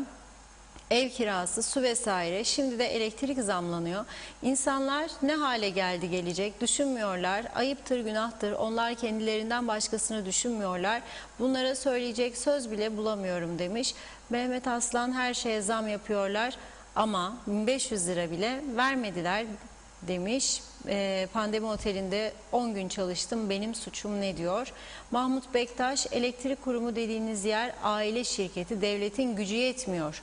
Dünyada görülmemiş sistem demiş. Evet, Vedat Madencioğlu da Sayın Bakan önemli bir gazetenin elektrik şirketinde ortak olduğunu söylüyor. Ancak isim vermeyince tabii birçok kişiyi töhme altında bırakıyor. O da isim açıklaması gerekir demiş bakanın, saygılarla. Serkan Bereket, bu sanayi bölgelerinde neler üretilecek? Nerelere satılacak? Bu arsalar alınıp hava parasına satılmasın şu anki gibi diyor. Nazime Hanım, halkını hiç kimse düşünmüyor. Böyle geldi, böyle gidiyor. Ne halkına ne yaptılar soruyorum demiş. Mehmet Aslan da millet yaşamazsa devlet yaşamaz. İnsanlar açlıktan ölüyor. Görün artık demiş. Devlet daha Kasım-Aralık ayında 1500 destek ödemesi yapmadılar bana. Ve bu 1500'den de alamıyorum. Artık sesimizi duyursun demiş. Kamil Özalay da diyor ki bazı kişiler yüzlerce boş mesaj atıyor. Çok boş zamanları var. Diğer kişilerinkini de okunsun, biraz düşünceli olsunlar demiş. Şükrü Özgen iyi yayınlar diliyor. Sayar Aker, Kuzey Kıbrıs bolluk içinde yaşam soruyor. Bakan sözüyle maşallah. Kuzey Kıbrıs bolluk içinde yaşam sürüyor. Bakan sözüyle maşallah demiş. Ulus Baren de bravo Arıklı'ya. Nisan'da yapılacak beşli konferansı öyle bir güzel sonuçlandırdı ki herkesi kendini alkışlattı. Güleyim mi ağlayayım mı demiş. Nilüfer Canova, bütün dünyada devlet insanlar için vardır. Bizim memlekette insanlar devlet için vardır maalesef diyor. Eda Bilginsel Aksoy'da iyi yayınlar. Yıl 12 ay Kıbrıs'ta güneş var. Elektrik kurumu güneş enerjisine geçsin. Halk olarak bu fiyatlar bizi aşıyor demiş. Mehmet İnancı, Londra'da müfredat aynen dediğiniz gibidir Reşat Bey yazmış. Hasan Teki de taksicilik yapmaktayım. Yılbaşından beri devlet bize ödeme yapmadı. Yani ölün açlıktan, iş yok, turist yok diyor. Kayhan Kınay'da Reşat Bey, Sayın Arıklı'nın Kıbrıs konusunda yaptığı yorum hakkında ne düşünürsünüz? Lütfen söyler misiniz demiş. Sayar Aker, Finlandiya'ya örnek ülke, hükümet çocukları yedirir, içirir, bir de ceplerine para koyar. Ver vergiyi, al servisi demiş. Nazime Nalbant, Reşat Bey böyle olmaz. İngiltere'de bakarlar kaç para alır, kaç kişi işler, öyle birden vermezler demiş. Hükümet yardım eder durumları iyi olmayanlara diyor. Evet, yine 1500 liralar var. Mehmet Akın, Sayın Arıklı'ya helal olsun demiş. Hüseyin Koltan, Reşat Bey bu durumda zor yetişiyorduk. Bir de elektrik faturasına zam gelse ne yaparız bilmiyorum. Çok teşekkür ederiz. Ağzınıza yüreğinize sağlık. İyi ki varsınız diyor. İnanç Yıldız da Sayın Arıklı konuyu güzel anlattı demiş. Necdet Mavi Gözlü, Rum tarafındaki fiyatlarla bizim tarafındaki fiyatları kimse kıyaslamayın, bana göre yanlış demiş. Rum tarafında domates 3,5 euro ama Rumların kazancına göre onlara 3,5 euro, bizim parayla 3,5 liradan daha düşüğe geliyor diyor. Hüseyin Iravul da iyi yayınlar dilemiş. Erhan Arıklı konuşma yaptı. 300 bin dolarlık para çıktı ortaya ayda. Sadece bu mu tüm sorun? Bugün ay sonu maaşlar ödemede sorunlar çıkıyor. Niye kaç adet memur olduğunu, kaçının işlediğini, kaçının fazlalık olduğunu ve devletin kasasından bu fazlalık için ne kadar para çıktığı araştırılmıyor demiş. Niye şeffaf ihalelere çıkılmıyor? Niye daha önce çürümüş olan cürümü olan bir memur işten atılmıyor da başka bir daireye sürülüyor diye sormuş. Özgün Öztemel, Funda Hanım, ben yemeğin beğenilmesini dile getirdim diyor. Teşekkürler, biz teşekkür ederiz. Adnan Emin Kapılgan, Metehan Nergis sokakta oturuyorum. Benim yan tarafta oturan komşuya Lefkoşa Türk Belediyesi garaj yapacak diye izin verdi. Benim evimin kapısının önüne 14 metre duvar yapmış, çekildi. Belediyeye şikayet ettik. Verdiği cevap izin aldı dedi. İçeride tanıdığı biri izin istedi. Şimdi ricam gazeteye vermek isterim. Nasıl yardımcı olabilir misiniz? İyi akşamlar demiş Adnan Bey. Neyi vermek istiyor? Komşusu böyle işte garaj yapacağım diye izin almış. Ölçülerini de vermiş detaylı olarak. Duvar çekti. Duvarın arkasında havuzu görünmeyecek için çekildi diyor. Sıkıntısını dile getirmiş. Biraz cümleler karışık olmuş ama. Polisliktir yani bu bizim Evet. Gazeteden önce polise bir şikayette bulunması lazım tabii veya belediye, başka ülkede olsa belediyedir bu işin sorumlusu. Ama burada bilmiyorum, polis de olabilir, belediye de olabilir. Karmaşık bir yapı var burada. Aynen öyle. Bir iki mesaj daha var. Onları da aktarınca tamamlamış olacağım. Yunus Tekici, rahmetli Demirel mitingde bağırırmış. Bu düzen değişecek. Köylü de oradan bağırırmış. Düzen hep aynı. Diğerleri ne zaman değişecek demiş. Söyleyeceklerim bu kadar. Mersi diyor. Gürkan Bengü Giritli yine harika bir program oluyor. Teşekkürler diyor. Kemal Sesi Güzel, Enginar Diyarı Mor Menekşe'den sevgiler, selamlar demiş. Bizden de sizlere tabii ki. Turgay Gezen, Reşat Bey, Güvercinlik Köyü'ne yapılması planlanan sanayi bölgesi için neden güvercinlik sorusu aslında manidardır. Sanırım nedenini herkes tahmin ediyordur diyor Turgay Gezen güvercinlikle ilgili. Bülent Küçük, bir yer biri bakar, kıyamet bundan kopar. Bizim Kıbrıs'ımızın kısa özeti budur. Sizlere güzel yayınlar ve kolaylıklar dilerim demiş. Salih Muğlalı, haklıya haksız, haksıza haklı muamelesi olan bir düzende başıboş idare ve yönetenlerden yoksun, maskara yiyicilerden daha ne beklenir demiş. Son olarak da Hürrem Dede şarkı soruyor. Şarkı var. Hürrem Dede'ye bir şarkı aslında 3 haftadır bekletiyorum. Tabii o günlerde böyle oyun havası falan dinleyecek moralimiz yoktu. Biraz beklettik. Sanatçı arkadaşlarımızdan da özür diliyorum, kusura bakmasınlar. Bilhassa onlar rica etmişti benden bu şarkımızı da. Onların bir başka şarkısını dinletmiştik. Bir başka şarkı göndermişlerdi. Dinletebilir miyiz diye söz verdik. Beklettik. O gün bugündür. Yarın da bir başka yerli sanatçımız var. Şu anda program devam ederken bir taraftan da yazışıyorduk. Onunla çok değer verdiğim, sevdiğim bir arkadaşım. Onun gönderdiği şarkıyı da yeni bestesiymiş. Program sonrası dinleyip yarın yayına hazırlarız inşallah. O zaman şimdi bir kısa ara verelim. Şarkımızı çalalım. Bir Kıbrıs şarkısıdır bu. Oyun havası daha doğrusu. Adını bilenler lütfen yazsın. Biraz zordur. Bakın ben oyun havasını daha önce duymuştum ama adını doğru söyleyeyim bilmiyordum ne olduğunu. Dinledikten sonra öğrendim.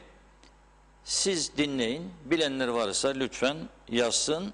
Ondan sonra sorular vardır. Güvercinlik falan. Evet. Onlara yanıt vermeye çalışacağım ben de.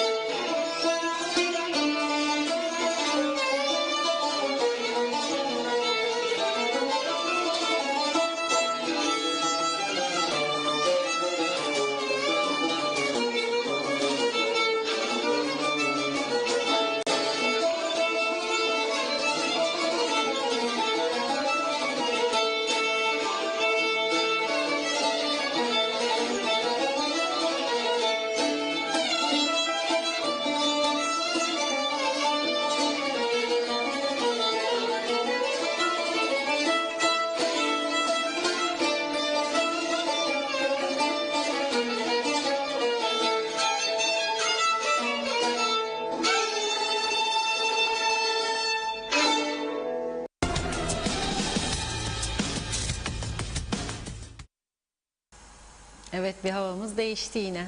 Evet, alkışlıyoruz Bilge Kulle Ersin Tünay ikilisini. Bilge Kulle kemanda, Ersin Tünay utta. Çok güzel bir yazıyorsunuz siz zaten. Kıbrıs çifte tellisi çaldılar ama onlar şöyle tanıttı bu parçayı. Vur bir çifte telli be kemancı diyor. Yani kemanla başladı zaten, Taksim'le öyle gitti. Çifte telliyi bize dinlettiler. Teşekkür ediyoruz çok. Bilge Kulle ve Ersin Tünay'a. Ara ara böyle sizlere program arasında değişik şarkılar dinletmeye devam edeceğiz. Gerçekten bu sıkıntılı ve zor süreçte biraz olsun havamızı değiştirmeye çalışırız. O da lazım. Çünkü tamamen sıkıntıların içerisinde yoğrulup gidemeyiz. Şimdi güzel yorumlar var valla. İsterseniz okuyun bu müzikle ilgili yorumları. Eski müzisyenlerimizden bahsedenler var. Birkaç tanesini çabucak yazanları okuyun isterseniz. Evet, öyle devam hemen edelim. aktarayım. Nihat Aras, Değirmenlik'ten iyi yayınlar demiş, zevkle dinliyoruz diyor. Hürrem de teşekkür etti. Salih Mullalı, sevilen sayılan dürüst, vatanı gerçekten seven bir lidere ihtiyacımız var demiş. Cihan Köroğlu, Mehmet Kurtulmuş, Kıbrıs çifte tellesi, Emel Köroğulları da yazıyor. Fatma İlkin Kasap, Nazime Nalbant, Reşat Bey gelin havasıdır demiş. Necdet Mavi Gözlü de Kıbrıs çifte tellisi. Meral Aktanlı yine aynı şekilde. Mehmet İnancı, Çiğdem Aydın Hanım bilir bu şarkıyı, lütfen yazsın demiş Mehmet İnancı. Zahide Yaslıhan süper diyor. Evet, bakıyorum. Cemal Sinekçi, teşekkürler arkadaşlara, çifte telli diyor o da. Hüseyin Şahin istekte bulunmuş herhalde. Karaüzüm habbesi yazmış. Zahide Yaslıhan, Kıbrıs çifte tellisi harika demiş. Eda Bilginsel Aksoy, müzik Kıbrıs çifte tellisidir. Bazıları da karşılama havası der. Teşekkürler diyor. Uğur Kambur gelin havası yazmış. Özgün Öztemel, işte müzik böyle olur. Bizim örf ve adetlerimizin ruhunu yansıtıyor diyor. Günay Yalçuk da Kıbrıs çifte tellisi. Zahide Yaslan, duyduğumda burnumun direği sızlar demiş. Evet, bakıyorum. Mehmet İnancı, Mehmet Aliler topluluğu köylerde çalardı bu müziği yazmış. Hürrem de diyor ki, Reşat abicim ben biraz oynadım, şaşırdı benim eşim demiş. Fikret Gönlübol, yaşa Reşat Bey, attık göbeği diyor. Zahide Yaslıhan da biraz oynadım demiş. Duygu Zengin, harikasınız, sizleri seviyoruz diyor. Yalçın Şensoy, güzel Kıbrıs'ımın eskisi gibi neşeli ve sevgi dolu günlerini temenni ediyorum. Bu ekonomi ve sağlık bozukluğunun bitmesini ve neşeli günlerin geri gelmesini arzuluyorum demiş. Son olarak İnanç Yıldız da diyor ki, Kıbrıs'ı anlatan bir şarkı. Evet Reşat Bey, sözü size bırakıyorum. Evet, sözü bana bırakıyorsunuz. Şimdi güvercinlik meselesinden başlayayım. Turgay Gezen Bey'in sorusuydu. Güvercinlik tam bir sınır bölgesi. Gittik biz orada program yaptık. Çok çalışkan insanlar var. Hayvancılık yapıyorlar. Seracılıkla uğraşıyorlar. Gerçekten çalışan ve büyük sıkıntılar yaşayan bir bölgedir. Orası sürekli taviz bölgesi olduğu için altyapı sorunları uzun zaman giderilmedi. Hatta geçmiş yıllarda biliyorum susuzluk sıkıntıları da vardı. Dolayısıyla orada yaşam sürmek, orada geçim sağlamak kolay bir iş değil ama çalışıyorlar, çalışkan insanlardır, üretiyorlar. Hayvancılıktan geçiniyorlar. Şimdi tabii 27 Nisan'da Cenevre'de bir önemli buluşma olacak. Burada bu beşli konferansın adına her ne kadar gayri resmi deseler de bu konferansta yapılacak olan iş ondan sonraki müzakere sürecinin zeminini hazırlamaktır. Orada taraflar oturacaklar garantörlerle birlikte ve bir sonraki müzakere sürecinde neyi konuşacaklarını ve bu süreci ne kadar zamanda tamamlayacaklarını kararlaştıracaklar. Ben tamamen umutsuz değilim. Bakın söylüyorum, umutsuz değilim. Çünkü bu defa çok daha etkin girişimler var. Ve bir de Türkiye'nin dış ilişkilerindeki gelişmeleri var. Türkiye'nin Avrupa Birliği ile ilişkileri var. Avrupa Birliği Liderler Zirvesi'nin toplantısı aslında bugün gerçekleşecekti. Bu liderler zirvesinde Türkiye'ye yönelik bir dizi yaptırım kararlarının, ki Dışişleri Bakanları tarafından onaylanmıştı bu, yaptırım kararlarının uygulanması vardı. Oldukça ağır yaptırım kararları öngörüyordu. Fakat ne oldu? Avrupa Birliği, Amerika Birleşik Devletleri Başkanı Biden'ın da ricası üzerine Türkiye aleyhindeki yaptırım kararlarının onaylanmasını erteledi. Niye? 27 Nisan'da Beşli Konferanslar ona darbe vurulmasın diye. Bu arada Türkiye ve Yunanistan arasında görüşmeler devam ediyor. Yunanistan Dışişleri Bakanı önümüzdeki günlerde Ankara'ya gidiyor. Dolayısıyla böyle ciddi gelişmeler var ve bugün sıcağı sıcağına Türkiye Dışişleri Bakanı Sayın Mevlüt Çavuşoğlu'nun Brüksel'den yaptığı bir açıklama var. Bugün biz programa girmezden önce Brüksel'de gazetecilere yaptığı bir açıklama var. Biz bugüne kadar Avrupa Birliği'nin müzakere masasında işi yoktur diyorduk. Ama bugün Türkiye Dışişleri Bakanı Sayın Mevlüt Çavuşoğlu diyor ki Cenevre'de yapılacak toplantıya Avrupa Birliği gözlemci olarak katılmak istiyor. Ama diyor bu bir gayri resmi toplantıdır. Ancak bundan sonra müzakereler başladığı zaman diyor Avrupa Birliği gözlemci olarak bu müzakerelere katılabilecektir diyor. Yani AB'yi dışlamıyor. Birleşmiş Milletler zemininde AB de diyor ben de o masada olmak istiyorum. Çünkü muktesebat vardır diyor. Adanın tümünde uygulanması gereken muktesebat konusunda taraflara biz yardımcı olmak istiyoruz diyor. Dolayısıyla böyle bir gelişme var. Şöyle diyor. Amerika Birleşik Devletleri ile ilişkiler konusunda da Çavuşoğlu önemli altı çizilecek bir mesaj veriyor. Diyor ki geçmişte müttefiklerimizden başta hava savunma sistemi olmak üzere ihtiyaç duyduğumuz savunma sanayisi ürünlerini alamamıştık diyor.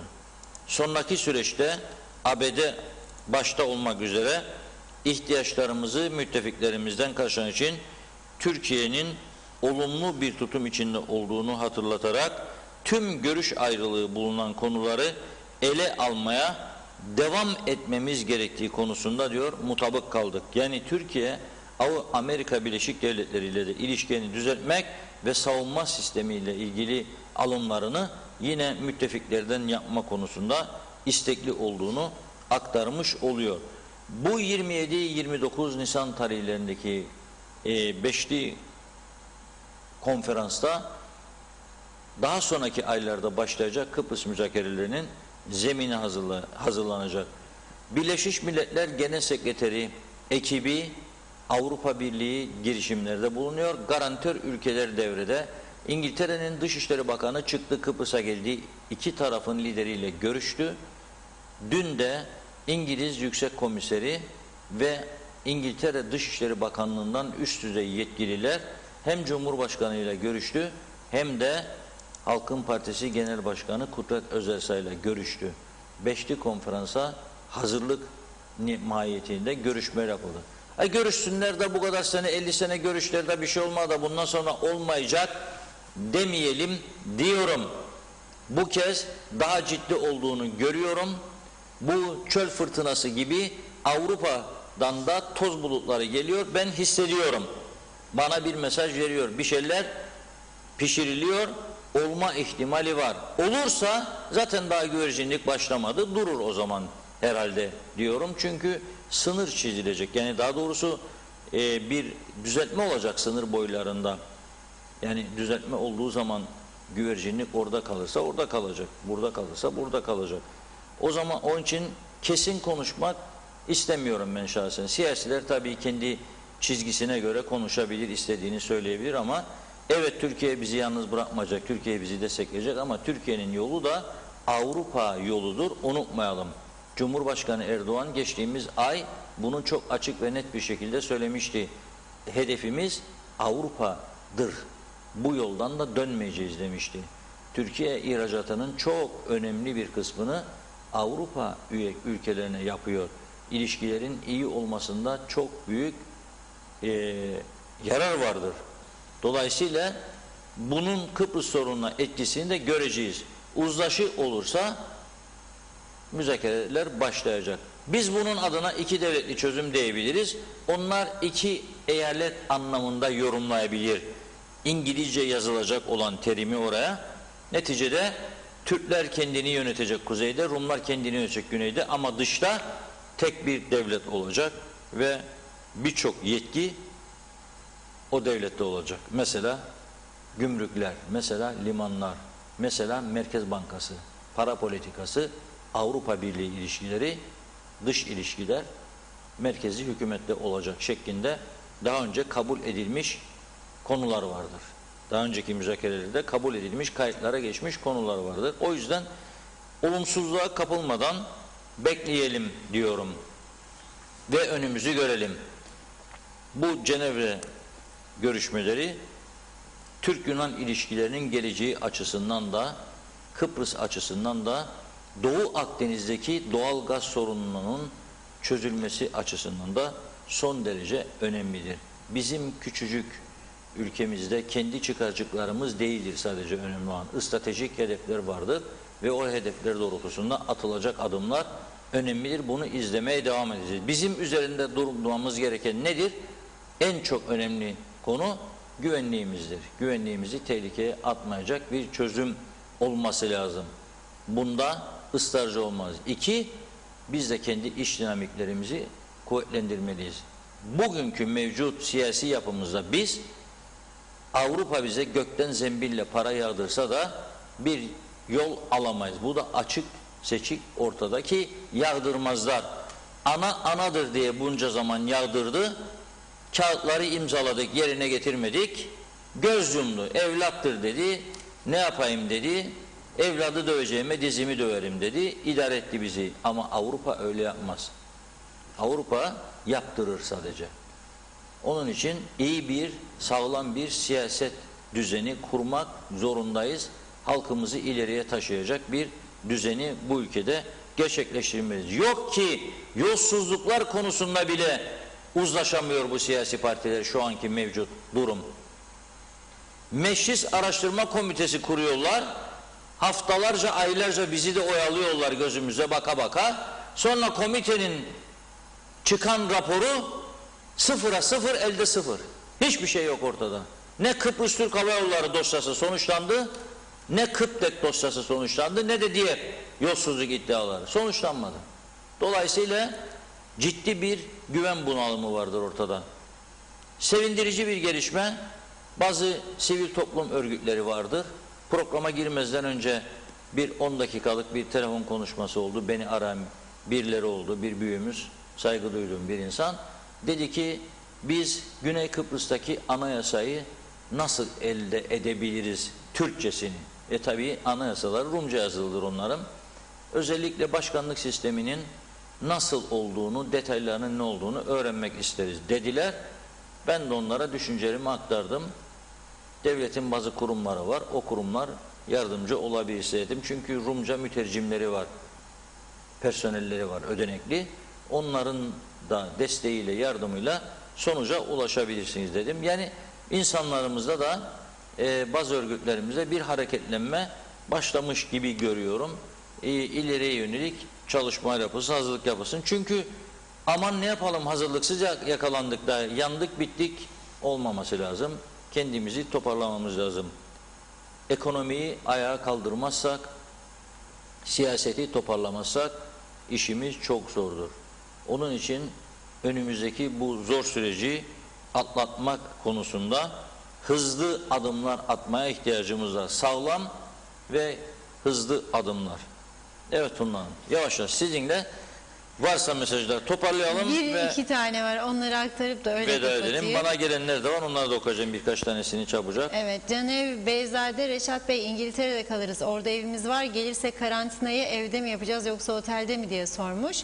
Cihan Köroğlu aslında Mehmet İnancı'ya cevap veriyor ama diyor ki Reşat Bey bizi yine sınav yapar ama daha mükafatımızı vermez. Ama güzel oldu bu oyun havası demiş Cihan Köroğlu. Diyeyim sözü size bırakayım. Evet, teşekkür ederim çok Cihan Hanım'a. Şimdi Mustafa Bazı Bağlı Bey yazdı uzunca Mustafa diyor ki bu ülkede diyor doğru dürüst iş, akıllıca bir iş yapacak yetkili yok mu diyor. Bugün sağlık açısından canla başla risk altında hizmet veren doktor hemşirenin yedikleri yemeğin maliyetinin durdurulması rezilliğin daniskası olmuyor mu? Öte yandan aylardır korona altında karantina için otellere 500.000 TL günde veriliyor. Bunun yanında 3 ay önce memura 13. maaş için 380 milyon TL verildi. Ek mesailer için 190 milyon TL verildi. Siyasi partilere 27 milyon verildi. Ama özelde çalışana verecek 1500 Türk lirası bulunmuyor. Bu hareket çifte standart değil midir diyor. Ayıplar olsun bu durumu yaratan siyasilere diyor Mustafa Bey. Evet, çifte standarttır. Ben de buna katılıyorum. Kamu görevlilerine ödemelerini zamanında yapabildiğine göre Kuzey Kıbrıs Türk Cumhuriyeti devletimiz özelde çalışanlara da bu yardımı yapmalıydı. Yapmak zorundaydı. Ama yapmadılar. 1500'leri bile insanları çok üzerek bir kısmını verdiler, bir kısmını vermediler. Çok zor durumda insanlar var. Onlara yardımcı olmak devletin görevidir. Ama devlete de bu konuda özel girişimciler de destek verirse hiç de fena olmaz. Yardımlaşma ve dayanışma adı altında biz bu sorunu çoktan aşabilirdik. Ama görüyorum ki kimse elini taşın altına koymak istemiyor. Herkeste bir rahatlık var. Bana ne diyor. Bir de tabii bazılarında da ırkçı düşünceler vardır. Ona girmek istemiyorum. Şimdi bugünü böyle güzel toparlayalım. Yarın yine yeni gelişmelerle birlikte olalım. Evet, size çok teşekkür ediyoruz değerli yorumlarınız için. Evet sevgili izleyenler, Gündem Özel'in sonuna geldik. Reşat Bey'in de dediği gibi yarın yine aynı saatte görüşmek üzere. Şimdilik hoşça kalın.